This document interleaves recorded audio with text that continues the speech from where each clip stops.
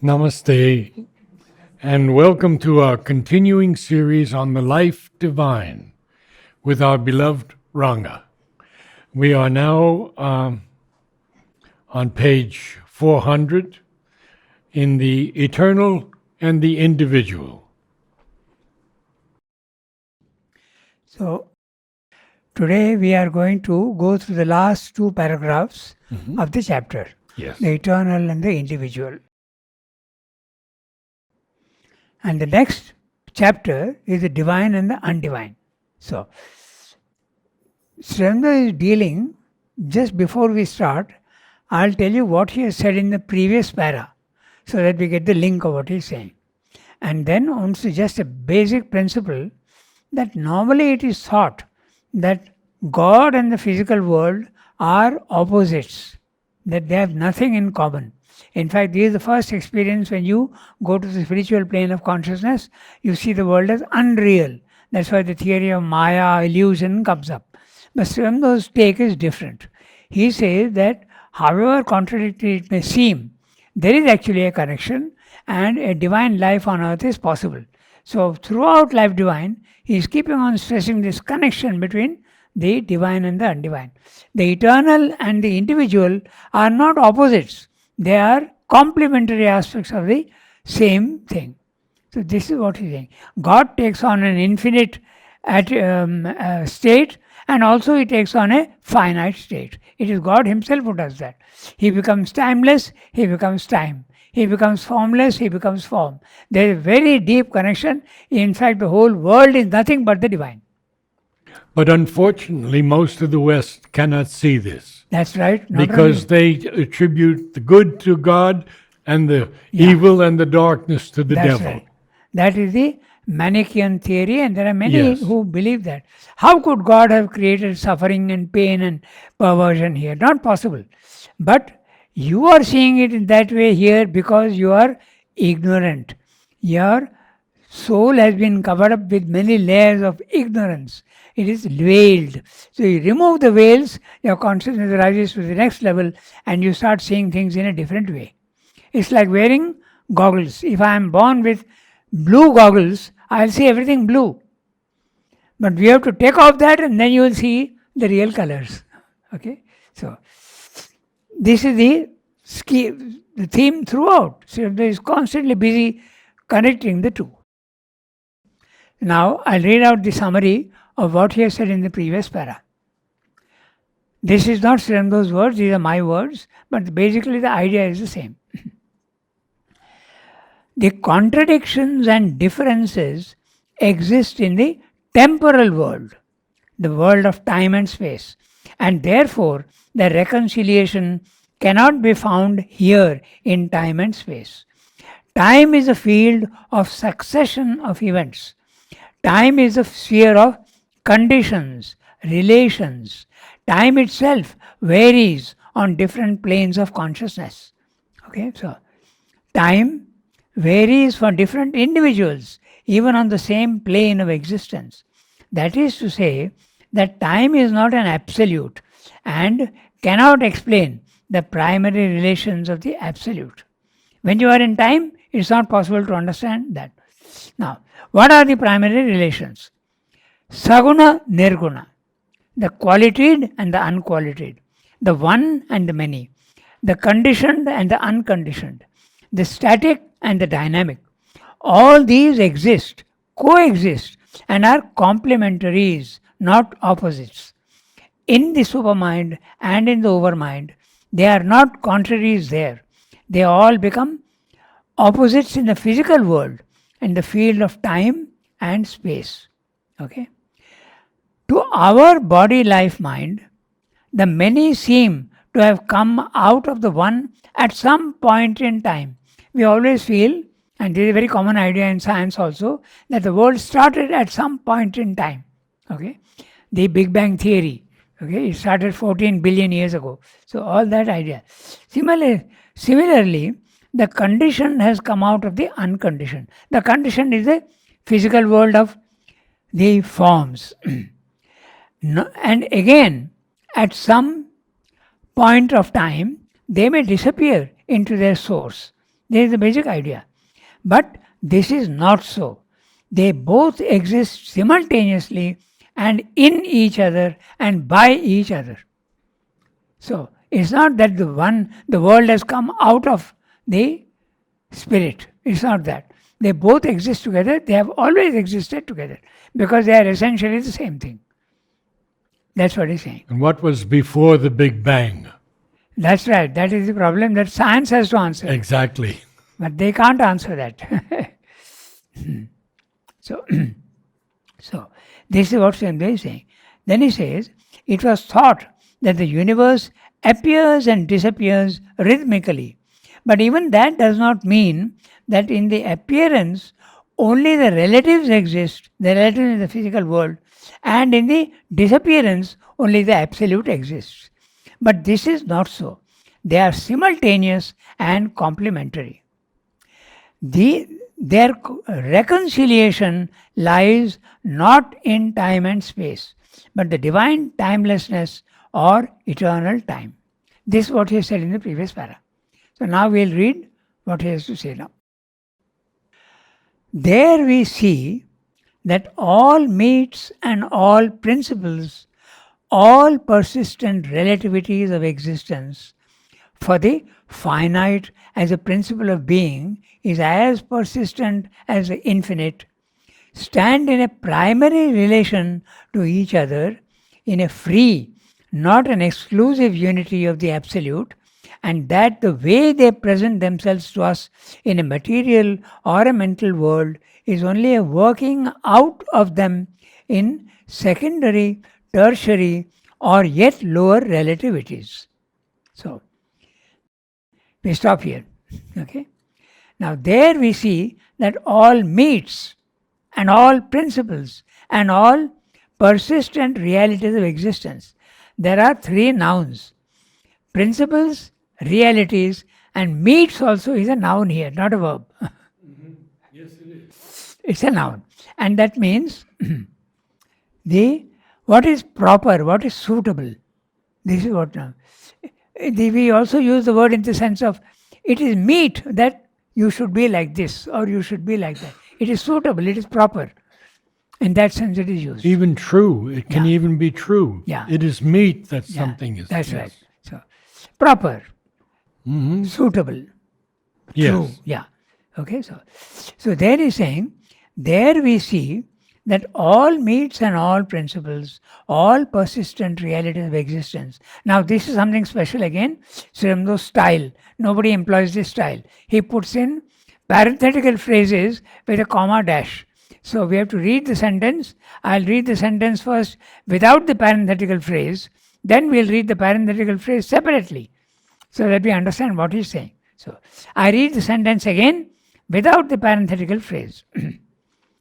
There we see that all meats and all principles, all persistent realities of existence stand in a primary relation to each other in a free, not an exclusive unity of the absolute. And that the way they present themselves to us in a material or a mental world is only a working out of them in secondary, tertiary, or yet lower relativities. So, what does he mean? He's saying that all these things that you see here in the physical world stand in a primary relationship. So, what is that primary relationship? It's a, you can say, parent and the child. So, that's a primary relationship. The parent and the child. He is talking of the transcendental. The primary is the transcendental, the secondary is the universal, the cosmic, and the third is the individual. So, what is the relation between all these? How does it come? There is a gradation. So, the primary relation you could say parent and child. The secondary relation could be a little farther away from the truth. Okay, so maybe uncles, aunts, half brothers. They are the secondary relationships. Then what about the third? Okay, cousins, friends. Friends. Yeah. They are still they are related, but little farther away.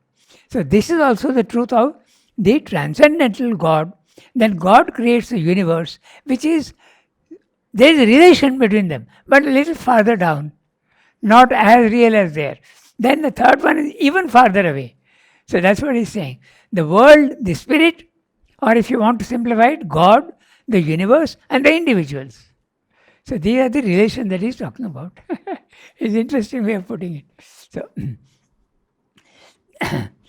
then actually you can carry this even further, okay? After the tertiary relation, you could say that the fourth type of relationship would be the boss and the worker.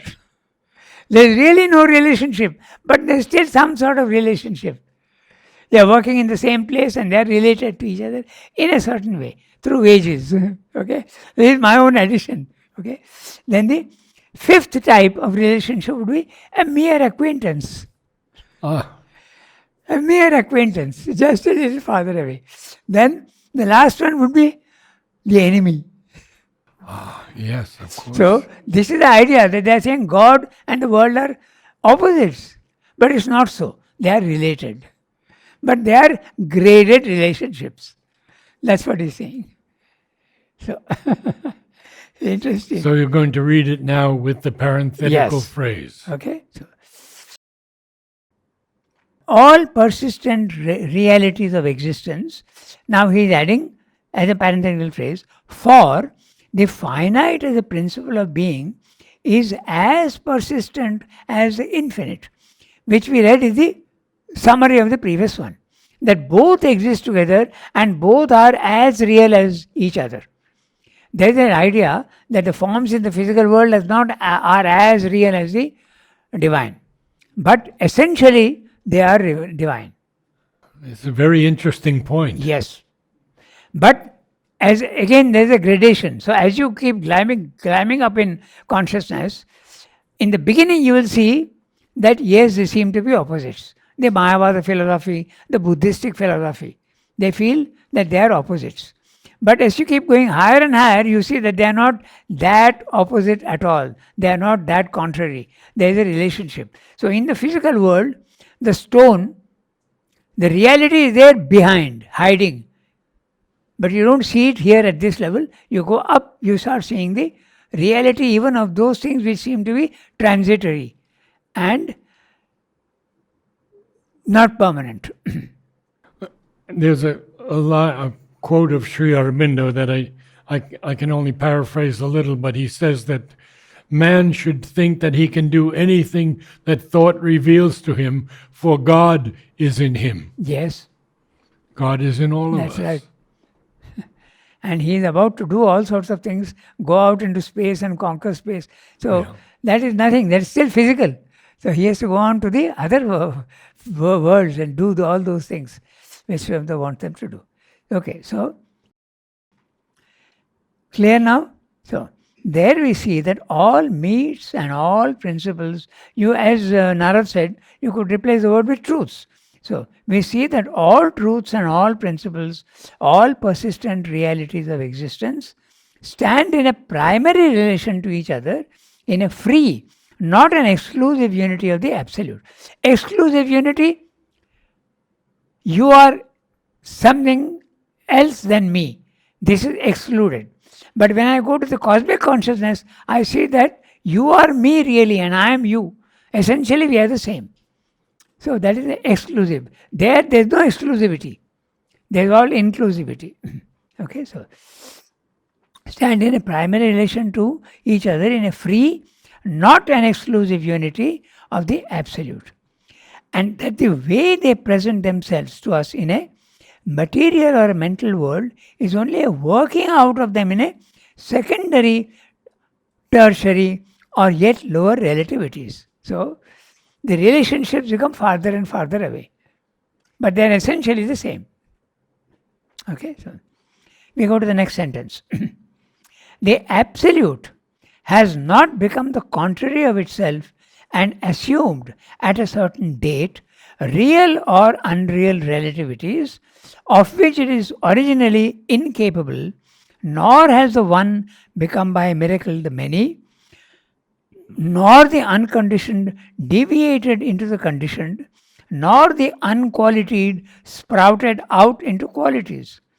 So, basic idea is repeating again that there is a great relationship between the two and both exist together. One is not the result of another. That's basically what he's saying. But there's another way of looking at it, which there is a primary reality and a secondary reality. There is nothing absolute in the world. The absolute is only at the highest level. It's possible to see in so many different ways.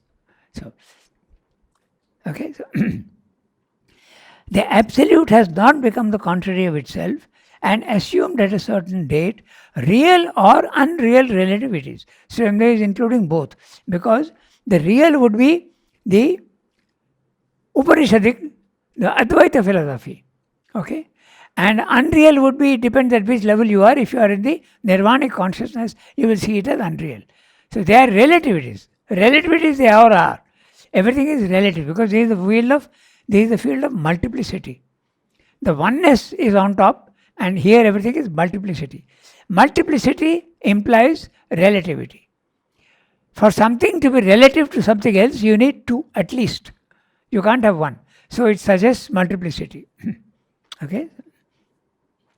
Of which it is, nor has the one become the many by miracle the many, nor the unconditioned deviated into the condition. Look at the way Srimad is explaining. Deviated. It's not a deviation. It's not a diminution. It's essentially the same. So there's a way of looking at it. Nor the unqualified sprouted out into qualities. So you can, in Sanskrit they use the words unqualified nirguna and there is a saguna. Without qualities. The divine is at that level featureless, static, infinite, eternal. You can't describe the divine. If you want to describe the divine, you need to have qualities. You need to have characteristics. If there are no characteristics, you can't speak about it. That's why they are all above language. Okay, so he's saying it is not that the unqualified has produced the quality. They are both together at the same time. Okay, so these oppositions are only the conveniences of our mental consciousness, our divisions of the indivisible. Beautiful. Huh? So this is for practical reasons, if in the physical world, if I see everybody as one, how am I going to deal with them? And if everything is one, then what is the point? The development has to take place, and the development has to be through various possibilities. So therefore the multiplicity is essential here. And therefore it has to be relative also. Okay, so the absolute, these oppositions are only the conveniences of our mental consciousness, our divisions of the indivisible. Okay. The things they represent are not fictions, they are realities. But they are not rightly known if they are set in irreconcilable opposition irreconcilable opposition to or separation from each other. For there is no such irreconcilable opposition or separation of them in the all view of the absolute. So, at this level, we see dualities, we see opposites, and they are valid at our level.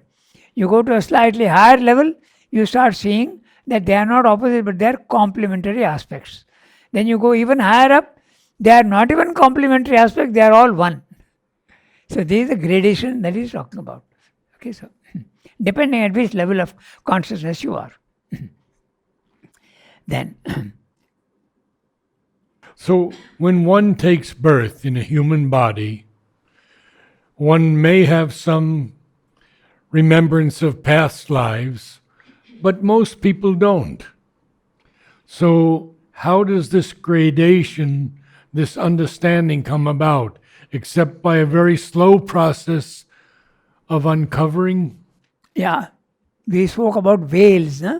Yeah. So the divine veils himself purposely and comes down into the seeming opposite of himself and he is now slowly going back again. So this unveiling has, in the descent, in the involution, the divine veils himself at each level with more and more opaque veils. Now the evolution, you have to uncover the veils one by one. So the body is a veil, the vital is a wave, the veil, the mental is a veil. So when you uncover these veils, you go to the spiritual planes of consciousness. Then your view changes entirely. Okay? You go even higher up, again things change. At every level, things change. This is something that happens even in the physical world, as we said. Depending on your position, you start seeing things in a different way. So it is so obvious, but spiritually it is even more striking.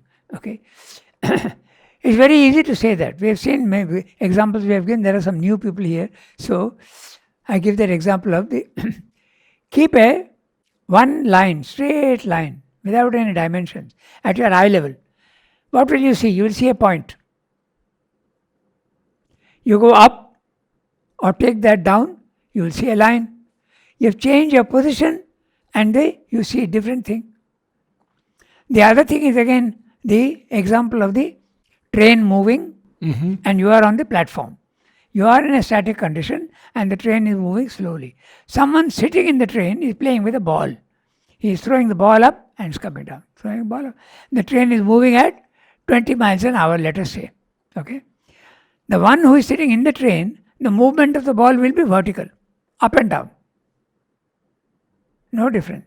But the person who is standing on the platform, the movement will not be up and down vertical. It will be like this. So it depends exactly, even in the physical world, you can see things in a different way depending on how you are looking at it from what angle. Spiritually, it is 10 times more striking. That's all. So, now, we read the next sentence.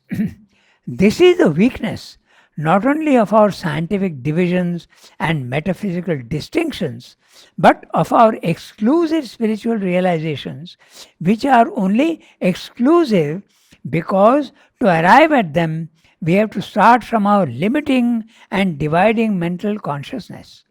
Okay, so what he's saying is striking. He's saying this is the weakness not only of our scientific divisions and metaphysical distinctions. The scientific divisions also, if you are always in the relative field, your knowledge is always relative, it will never be complete. That's why science proceeds by theorizing. It makes a theory which suits the data you have collected. But a new data comes in, you have to change your theory. Okay, you had the Newtonian theory, then you have the Einsteinian theory of relativity. Something else will come at a later date, it will go on. Like they have gone changing. Okay, and he is saying the same applies also to metaphysical distinctions.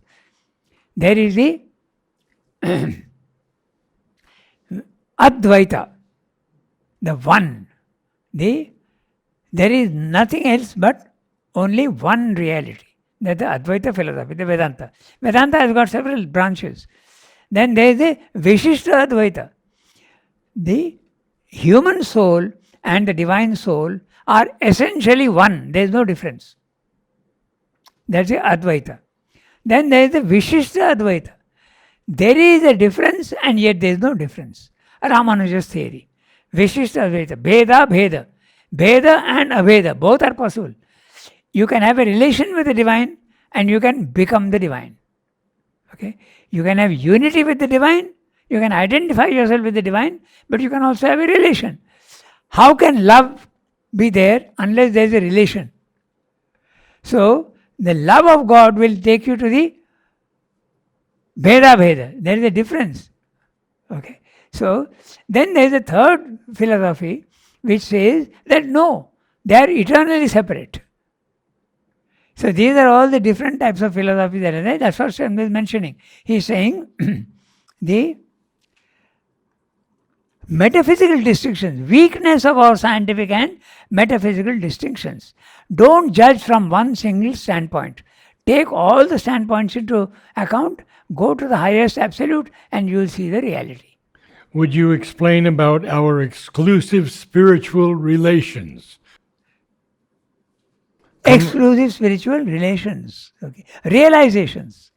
Sorry, Yeah, realizations. that's Yes. exactly what we discussed just now. Yeah. If I realize that I am the divine, which you can identify yourself, because that's the path of karma yoga leads you to the nature of the divine. You become like the divine. There is a story of Kutsa and Indra. Okay, so that's really, it illustrates the theory that you can become like the divine. So the story goes like this: that Kutsa is there. Kutsa is a human being, and he is riding in a chariot with Indra. Indra is the divine. Okay, and they are going to heaven. By the time they go to heaven, Kutsa has become like Indra, and only nobody can make out the difference between them except Indra's wife, Shachi, because she is pure and she can see. She has discrimination, but nobody else can make out the difference between Indra and Kutsa. This is the story in the Vedas which illustrates the you're putting on the nature of the divine, and there is no distinction between the two. So that's one relationship. But I can have another relationship. I can have a relationship of love, devotion. There's a difference. So that's another realization. You can have a realization of the nirguna. Nirguna means the featureless, the qualityless. You are in a consciousness which is eternal, infinite, absolutely free, okay, peaceful, no movement at all, immutable, but there is nobody there. That's the impersonal aspect of the divine, nirguna. But you can have a relation with the divine in a form. If you want to see him as Shiva, you will see him as Shiva. If you want to see him as Buddha, you will see him as Buddha. You want to see him as Christ, you will see him as Christ. Depending on how you want to see him. He himself is formless. The way you approach him, he will present himself to you in that way. So that's the Saguna. So many have the same experience, but they interpret it differently, because a Christian may have the same experience as a Hindu, Yes. but he'll say it's different. Yes. That's the whole problem. That's why some say that you have to go only through Allah. Yeah. Some will say, no, you have to go to God divine only through Christ. so this is the no exclusivity. That's one of the strong points of the Advaita philosophy. You are free to approach the divine in whatever way you want. All are acceptable. Okay, so we go down to the next sentence. Okay, so in fact he's saying, this is a weakness not only of our scientific divisions and metaphysical distinctions, but of our exclusive spiritual realizations, which are only exclusive because to arrive at them, we have to start from a limiting and dividing mental consciousness. You spoke about exclusive spiritual realizations. We might go a little more in detail. And if you have the experience of the impersonal aspect of the divine, you see the physical world as unreal. That's the Mayavada philosophy, the Buddhistic philosophy. It's a solution for the removal of suffering in the world. It's a solution. It's valid. But if you experience the Purusha consciousness and you start seeing the physical world not as unreal, but as mechanical energy, you end up with the Sankhya philosophy. So that's a different metaphysical relationship again.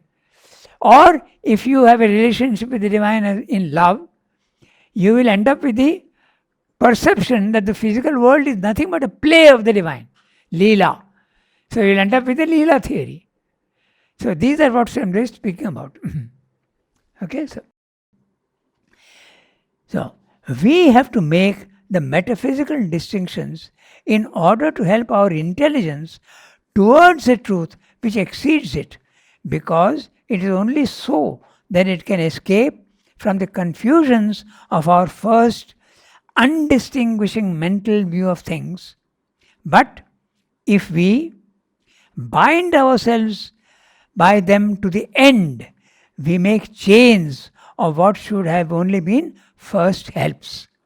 So, you are seeing certain things in a certain way here, fine, they are valid here. But if you change your stance and go up, okay, your values will change, and you cannot now use the old values. So this also Srimda explains in a very simple way. He says that there are sense values in the physical world. Then there are mental values. Then there are spiritual values. Every time you go from one level to another level, your values change and your way of looking at things will change. If I give one example of the sense values and the mental values, you will immediately see the point. Okay, so my senses are telling me that the sun is moving up in the morning. It's coming out and moving up. Senses are clearly telling me that the sun is moving. That is sense value. Comes reason, your mental value, and says, no, that's an illusion. That's not true. Your values have changed. You are seeing things in a different way. Now you go to the spiritual level of consciousness, again there different things differ. Mother says that the difference even between spiritual consciousness and the supramental consciousness is even more striking. So what is valid at one point is not valid at another higher level. That is the reason why the Gita advises people not to give knowledge of a certain level to those who are at a lower level, because you will confuse them. That should not be done. Okay, so that's what he's speaking about. So he's saying now, I read that sentence again. Okay, so we have to make the metaphysical distinctions in order to help our intelligence towards a truth which exceeds it, because it is only so that it can escape from the confusions of our first undistinguishing mental view of things.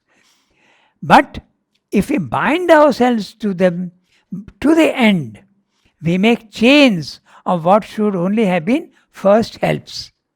So the evangelist is putting things into people's minds. Yes. Who may not be ready for them yet. Yes, that's true. And also you should not spoon feed anybody. Let them discover the truth for themselves. Yes. What is valid for you may not be valid for somebody else. It's even true at the physical level. Okay.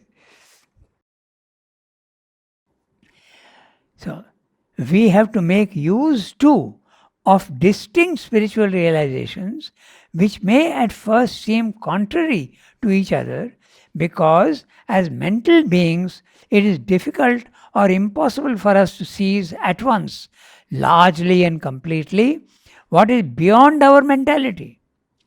But if we intellectualize them into soul truths, as when we assert that the impersonal must be the one ultimate realization and the rest creation of Maya, or declare the Saguna, the divine with its qualities, to be that, and thrust away the impersonality from our spiritual experience. So, this is what he is given two examples.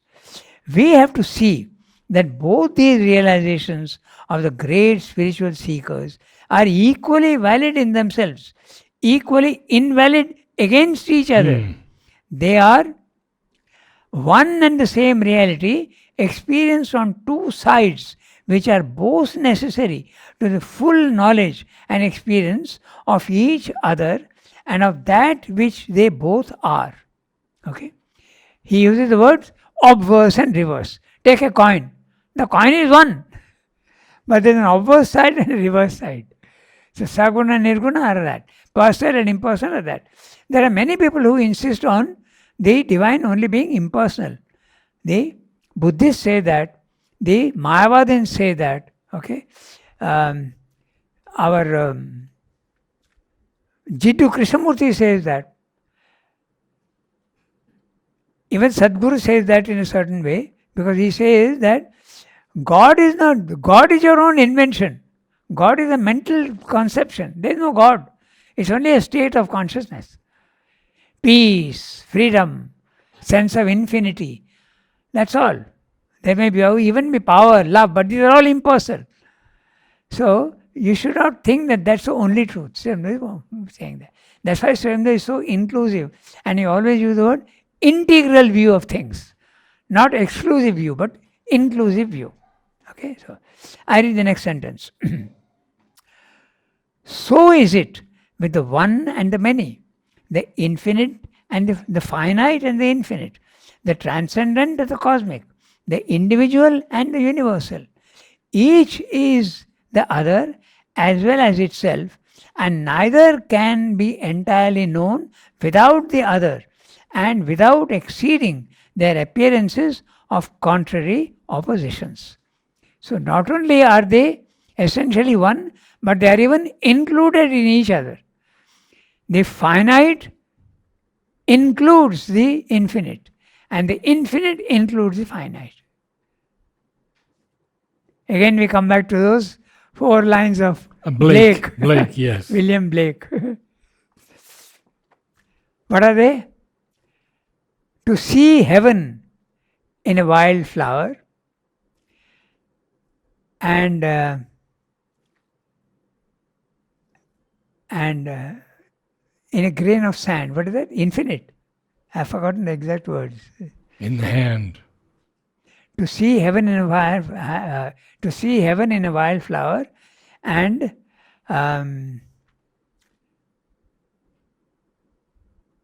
infinite in a grain of sand. Yes. Hold eternity in an hour. hour. I'm forgetting the line. Let it be. Infinity in the palm of his hand. Yeah? Infinity in the palm of his hand. Infinity in the palm of your hand and eternity in an hour. Yes. That's right. And eternity in an hour. In an hour. There we are. So, next para. Yeah. We see then that there are 3 terms of the one existence: transcendent, universal, and individual, and that each of these always contains secretly or overtly the 2 others. The transcendent possesses itself always and controls the other 2 as the basis of its own temporal possibilities. That is the divine, the eternal, all-possessing God consciousness, omnipotent, omniscient, omnipresent, which informs, embraces, governs all existences. The human being is here on earth. So now Srimad is saying that God takes 3 states of existence: the transcendent, the cosmic, and the individual. The transcendent is that consciousness which is outside the universe. Before the universe has been created, there is only God. That is the transcendent. Man can experience the transcendent consciousness also. Below the transcendent creates the universe. And the universe creates all the individual forms. And the individuals can be an atom, it can be an insect, it can be a cat, dog, an animal, and a human being.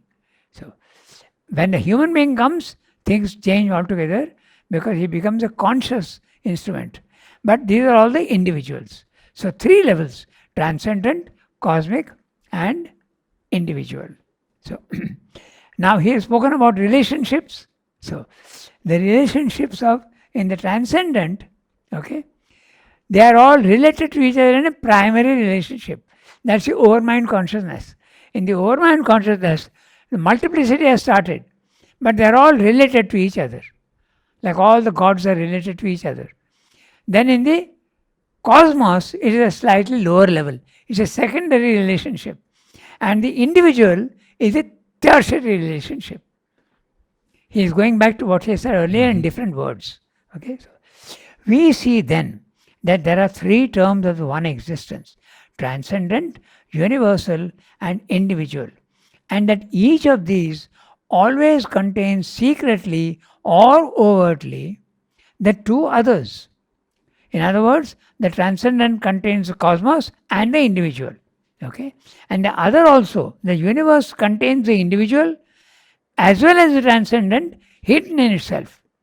The individual also contains the universe hidden in himself, but he also contains the transcendent God in himself hidden. So that's what he's saying. The transcendent possesses itself always and controls the other two as the basis of its own temporal possibilities. Now, Sri Aurobindo often uses the word possess. So, when the transcendent possesses itself means it is absolutely master of what it wants. When you possess something, you can do what you want with it. So, this divine possesses himself. He is master of himself. Are we masters of ourselves? No.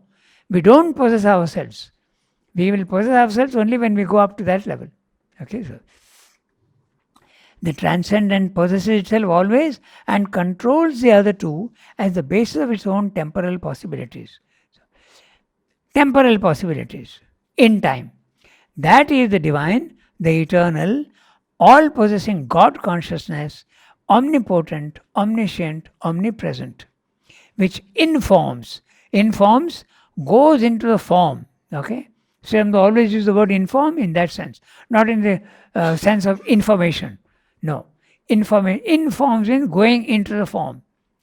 Embraces, governs all existences. So, the human being is here on earth the highest power of the third term, the individual, for he alone can work out at its critical turning point that movement of self-manifestation which appears to us as the involution and evolution of the divine consciousness between the two terms of the ignorance and the knowledge. Now, this needs a little bit of a explanation. So, Aurobindo is very clear that when man appears in the evolution, it's a turning point. Because he says, before man comes, the evolution is slow, labored, and mechanical. The inconscient produces the matter produces life, and life produces different qualities of life. Plants, animals, lower animals, higher animals, finally man. Now, the animal can't do yoga, but man can do yoga. In other words, he can now hasten the evolution. First in himself, and then that also spreads to the cosmos. So it's a turning point. That's what he's saying here. If you read that carefully, we'll see that. Okay. The human being is here on earth, the highest power of the third term, the individual. For he alone can work out at its critical turning point, the turning point of the evolution and manifestation. Manifestation and evolution.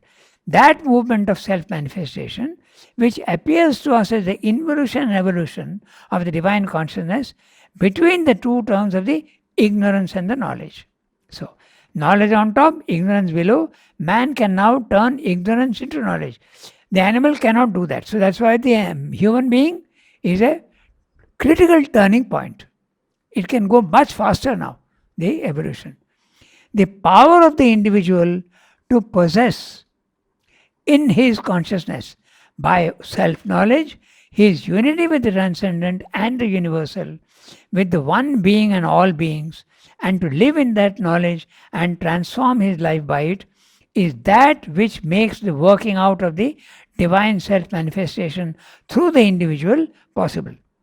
And the arrival of the individual, not in one but in all, as the divine life is the sole conceivable object of the movement.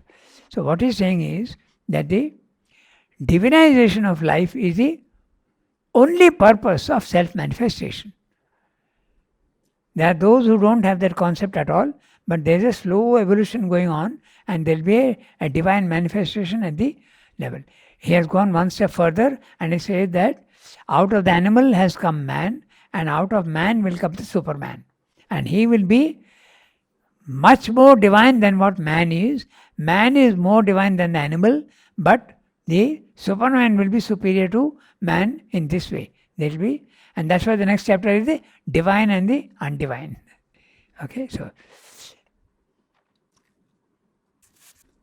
I read the next sentence.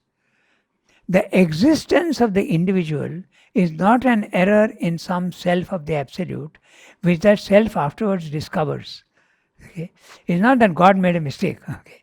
For it is impossible that the absolute self-awareness of anything that is one with it should be ignorant of its own truth and its own capacities and betrayed by that ignorance either into a false idea of itself which it has to correct or an impracticable venture which it has to renounce. Neither is the individual existence a subordinate circumstance in a divine play or Leela, a play which consists in a continual revolution through unending cycles of pleasure and suffering without any higher hope in the Leela itself or any issue from it except the occasional escape of a few from time to time out of their bondage to this ignorance. So he's saying that even the Leela, the theory of Leela is fine so far as is concerned, but that's not the ultimate object. The object is not to have only a play of Leela here. The object is evolution. That's what Swami is stressing here. Theory of Leela is fine. It's wonderful to think that the world is a play of the divine. But it is not only a play. There is also an evolution there. So, okay.